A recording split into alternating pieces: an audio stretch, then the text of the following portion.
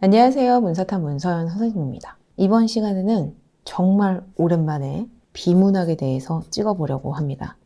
근데 이게 가장 요청이 많은 영상이었어요. 제 채널에 제가 취미로 올렸던 본질 시리즈의 첫 번째였죠. 비문학의 본질. 글자 자체가 중요한 것이 아니라 글자가 보여주는 세상이 중요합니다. 라는 이야기에서 시작했던 영상이었습니다. 근데 그 영상을 찍은 이유는 제가 국어 영상으로 빵 뜰지도 몰랐고 그냥 제가 가지는 생각들을 여러분께 이야기하고 싶었었어요. 우리가 시험을 잘 보고 싶은데 근데 너무 어렵단 말이죠. 공부를 해도 국어가 성적이 잘 안 나와. 분명히 글을 읽었는데 머릿속에 남지 않고 글자들만 둥둥 떠다니고 시험을 본다라는 것, 시험을 보기와 글을 읽는다라는 것 이것이 차이가 있음을 이야기한 내용이었습니다. 즉, 우리는 글 읽기의 본질에 집중하자. 그러면 글 읽기의 본질이라는 것은 무엇이냐? 글자.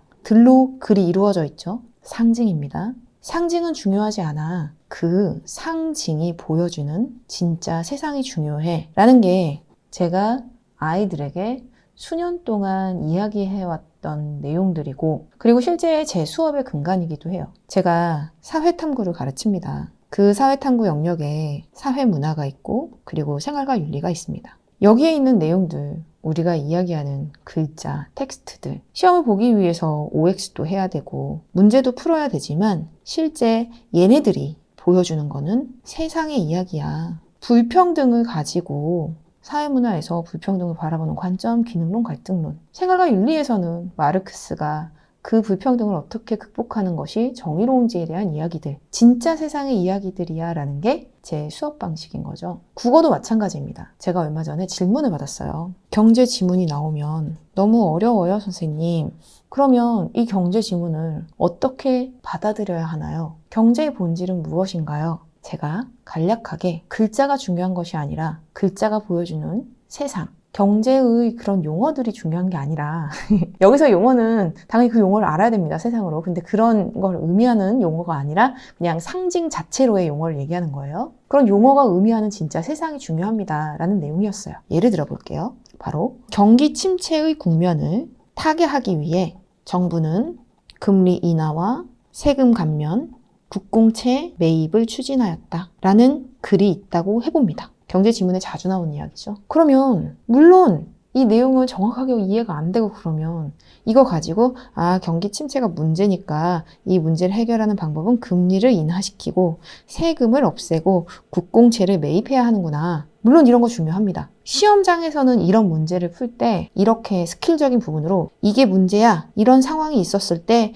여기에 첫 번째 상황이 이런 상황이 있으면 이때는 이런 해결책을 써야 돼. 라고 찾아가야 돼요. 근데 궁극적으로는 우리는 이 글자를 통해 세상을 보는 게 결국은 그게 목적이니까 그 능력을 테스트하는 게 비문학이고 제일 중요한 건 그 능력 자체가 좋으면 테스트도 잘 볼 수밖에 없거든요. 그러니 이런 상황에서 우리는 얘가 진짜 무엇을 의미하는지를 봐야죠. 자, 여기 시장이 있습니다. 여기 시장에 한 사람이 있어요. 문.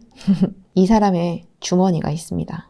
여긴 되게 많은 사람들이 있을 거예요. 이 주머니에 돈이 많으면 돈을 많이 쓰겠죠? 설날에 용돈 받고 많이 쓰는 거랑 똑같다고 생각하시면 됩니다. 그러면 여기엔 정부가 그리고 여기엔 중앙은행, 한국은행이 이런 시장에 어떠한 조치를 내놓을 겁니다. 이 문의 주머니가 빵빵하면 당연히 돈을 많이 쓸 겁니다. 소비가 많아지면 나는 음식점도 많이 가고 그 다음에 여행도 많이 가는 거죠. 그러면 음식점 사장님도 돈을 벌고 여행사도 돈을 법니다. 이 사람의 개인이겠죠? 이 사람의 주머니를 빵빵하게 만드니까 경기가 좋아지는구나. 그러면 얘를 빵빵하게 만드는 방법이 무엇이냐? 얘는 원래 정부에 세금을 내야 돼요. 여기 국세청이라고 치면. 근데 그 세금 낼 돈을 안 걷는 거예요. 그러면 얘 주머니에 돈이 남아있겠죠? 세금을 감면해주면 이 아이의 주머니가 빵빵해지니까 이렇게 되는구나. 자, 금리를 인하합니다. 금리를 인하하면 여기 우리은행이나 국민은행이나 혹은 시티은행이나 이런 은행들이 있어요. 물론 이 은행들은 한국은행의 관리 하에 자기자본 비율이라든지 이런 것들을 통해서 실제 이제 시장의 통화량을 조절할 수 있게 돼요. 근데 예를 들어서 내가 여기에 돈을 넣어놔도 이자가 별로 안 붙어. 그냥 쓰고 말지 뭐. 이렇게 됩니다. 그리고 이 은행에서 금리, 이자율이 낮으니까 돈을 빌려와도 괜찮아.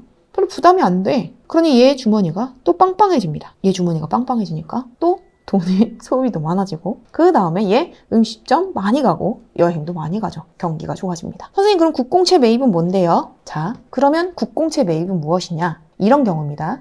얘를 팽수 국공채라고 쳐보자. 오케이. 대충 이걸 팽수 국공채예요. 근데 이 가격이 2,000원이야. 근데 난 이걸 100장을 산 거예요. 그러면 나는 20만 원을 이 은행에 넣어놓고 이 카드 20장을 사온 거죠.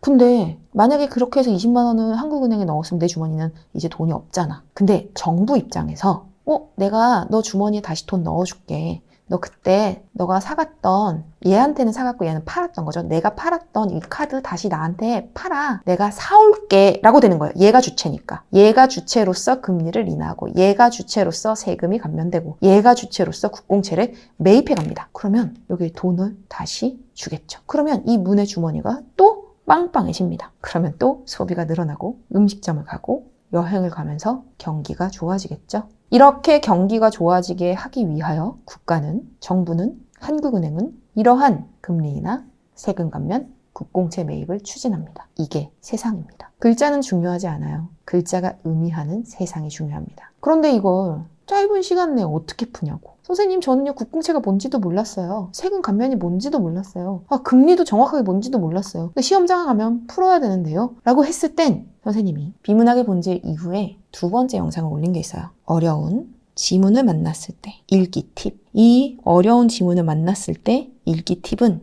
이런 내용들을 전혀 모르는데 이런 게 시험에 나왔을 땐 그냥 조건을 보는 거죠. 그래, 경기 침체의 상황을 타게 극복하기 위해서 정부는 이런 정책을 쓰지. 그럼 시험에 나오겠죠. 금리를 인상해야 되니? 그건 아니네. 그러면 세금을 더 높여야 되니? 그건 아니네. 국공채를 매각해야 되니? 그거 아니지. 추론까지도 낼 수 있습니다. 이렇게 경기 침체의 상황에서 이렇다라면 경기가 너무 과열이 됐어. 그럼 딱 이 반대가 이루어지겠죠. 금리를 인상시킵니다. 야, 너 대출 받으려면 이렇게 금리가 비싼데 너 못 가져갈 거야. 세금 너 많이 내. 국공채 이제 다시 카드 파는 거야. 너 주머니에 있는 돈 내가 가져갈게. 너 다시 이 국공채 사가 라고 말이죠. 이해하셨나요? 먼저 첫 번째 평상시 때 문제를 푸는 이러한 스킬적인 부분도 중요하기 때문에 어려운 지문을 만났을 때 그 푸는 팁, 이런 조건절에선 이런 것들을 해야 하는구나. 정확하게 이해하지 못해도 문제는 풀어와야죠. 그걸 가지고 추론도 풀 수 있습니다, 실제로. 그런데 그 이후 우리가 시험장에 가기 전에 평상시 때 공부하는 그러한 비문학의 내용들을 원래는 이런 내용들이었구나 라는 걸 지식으로 쌓고 가는 거죠. 그러면 보이는 게 많아집니다. 세상에 이러한 내용들에서 보이는 게 많아질수록 실제 시험장에서 모르는 내용이 나와도 비슷한 형태의 구조로서 이해하기도 쉬워지고 그리고 거기에 대해서 문제 푸는 능력도 좋아지는 거죠. 문쌤이 추천하는 비문학. 우선은 시험을 잘 본다. 시험 보기에 포커스가 맞춰진 영상입니다. 시험을 보기 위해 우선은 조건절을 찾아서 이러한 조건을 어떻게 해결하고 이 조건마다 어떠한 상황과 연결되어 있는지를 우리는 읽어서 답을 골라주는 연습을 해야 됩니다. 어려운 읽기 지문 팁 있어요. 구조적으로 접근해라. 하지만 평상시 때 그렇게 문제를 풀고 난 다음에 그 비문학 안에 들어가 있는 그 내용이 실제 어떤 세상의 내용이었는지를 공부하고 가시면 진짜 수능장에서 좋은 결과를 얻을 수 있을 겁니다. 이렇듯 지문에서 처음 만나 이해가 안 되는 내용이 있다고 할지라도 이 내용을 분석을 할 때 지식처럼 자기 안에 쌓는다고 생각을 하면 자신의 능력 자체, 지식 자체도 커지게 되죠. 자, 이해하면 그 개념은 따라옵니다. 암기까지 되죠. 경기가 침체되었어. 돈이 안 돌아서 문제야. 얘를 타게 해야 합니다. 자, 주머니를 빵빵하게 만들어야 될까요? 주머니를 헐렁하게 만들어야 될까? 그렇지. 주머니를 빵빵하게 만들어야 됩니다. 얘의 주머니를 빵빵하게. 그러면 금리는 인상해야 될까요? 인하시켜야 될까요? 네, 인하해야 합니다. 왜? 금리를 인하해야지 여기에 있는 돈을 은행에 맡기지 않을 거잖아. 금리를 인하해야지 여기에서 대출도 많이 받을 수 있으니까. 세금! 이 주머니에서 세금 많이 가져갈까요? 조금 가져갈까요? 조금 가져가야지 얘 주머니가 빵빵해지지. 그래야지 이렇게 다 쓰니까. 국공채는 매입할까요? 매각할까요? 얘 입장입니다. 개인 입장이 아니라 지금 중앙정부나 한국은행 이런 중앙은행의 입장이에요. 국공채를 매입해야죠. 그 팽수 카드를 사와야지 돈이 이 주머니로 들어가니까. 비문학, 시험 보는 것과 지식을 쌓는 건 약간 차이가 있습니다. 시험도 잘 보고, 그리고 그 다음 시험을 더 잘 보기 위해서 지식까지 쌓는 과정까지 쌓으면 더 성장할 수 있습니다. 문쌤이 여러분을 응원합니다.